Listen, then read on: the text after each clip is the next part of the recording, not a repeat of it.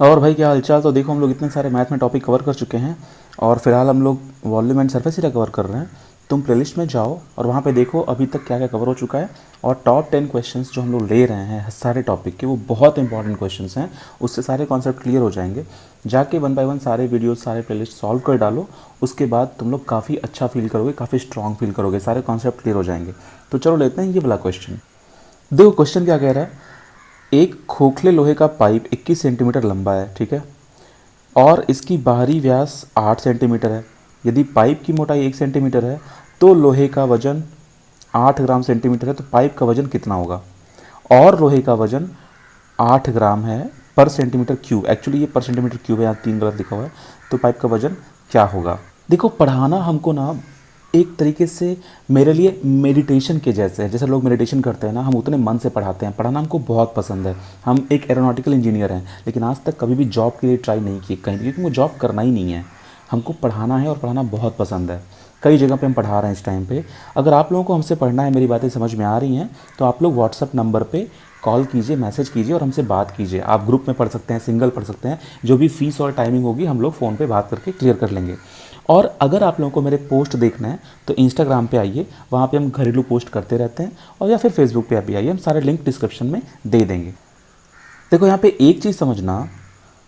देखो दिया क्या हुआ है पाइप के बारे में, तो वो पाइप खोखला है। खोखला पाइप कैसे बनाते हैं।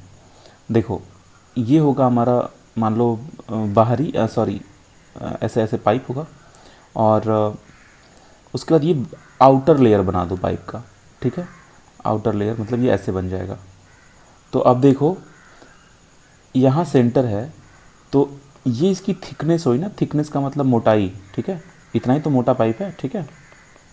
तो अगर यहाँ से यहाँ तक तुम देखो तो ये पूरा बड़ा डायमीटर है, मतलब बड़ा रेडियस है। और मात्र यहाँ से यहाँ तक अगर तुम देखो तो ये छोटा रेडियस है। तो थिकनेस के लिए हम लोगों को ये लंबाई लंबाई चाहिए, ठीक है। मतलब बड़े रेडियस में से छोटा रेडियस घटा देंगे तो ये लंबाई आ जाएगी। इसी तरह से एक और कॉन्सेप्ट अगर समझा जाए तो बड़े वाले सिलेंडर के वॉल्यूम में से छोटे वाले सिलेंडर का वॉल्यूम अगर हम घटा देंगे तो ये जो बीच का गैप बचता है, मतलब जो मोटाई बचती है ये सब, उसका वॉल्यूम निकल जाएगा, ठीक है। अब हम वॉल्यूम क्यों निकाल रहे हैं, वॉल्यूम का मतलब आयतन क्यों निकालना चाहते हैं, समझाते हैं। वो लोग पाइप का वजन पूछ रहे हैं। मतलब वो पाइप, ये जो पूरी की पूरी पाइप है ना, ये कितने केजी की है वो लोग ये पूछ रहे हैं। वजन का मतलब होता है वो लोग मास पूछ रहे हैं। मास का फॉर्मूला क्या होता है, वॉल्यूम इनटू डेंसिटी। तो वॉल्यूम हम क्यों निकाल रहे हैं, अब समझ में आया, ठीक है। अब एक चीज़ देखो, डेंसिटी कैसे मिलेगी। तो एक बात तुम देखो, वो ये कह रहे हैं कि जो लोहा तुम यूज़ कर रहे हो, देखो अगर तुम प्लास्टिक यूज़ करोगे तो उसकी डेंसिटी कुछ और होगी, मोम यूज़ करोगे डेंसिटी कुछ और होगी। फिलहाल वो लोग इस पाइप को बनाने के लिए लोहा यूज़ कर रहे हैं। तो लोहे का जो वजन, हालांकि उनको यहाँ पर वजन ना दे करके घनत्व देना चाहिए था, लेकिन मात्रक लिख करके वो लोग सारा काम क्लियर कर दिए हैं। तो मात्रक लिखा हुआ है 8 ग्राम सेंटीमीटर क्यूब। तो अगर सेंटीमीटर ग्राम पर सेंटीमीटर क्यूब तुम्हारा मात्रक है ना, इसका मतलब वो डेंसिटी है। क्योंकि देखो मास का मात्रक क्या होता है, मतलब द्रव्यमान का मात्रक क्या होता है, केजी।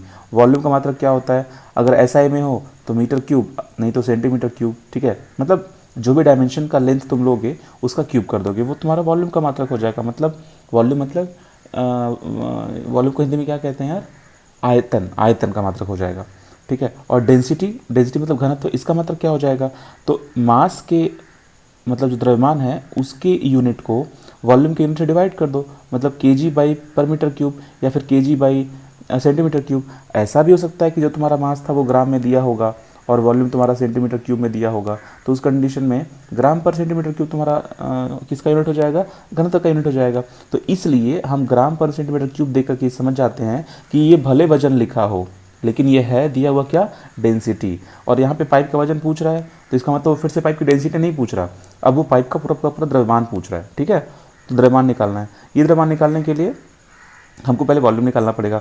अब वॉल्यूम निकालने के लिए तुमको हम कॉन्सेप्ट बताए, बड़े वॉल्यूम में से छोटा वॉल्यूम घटा दो।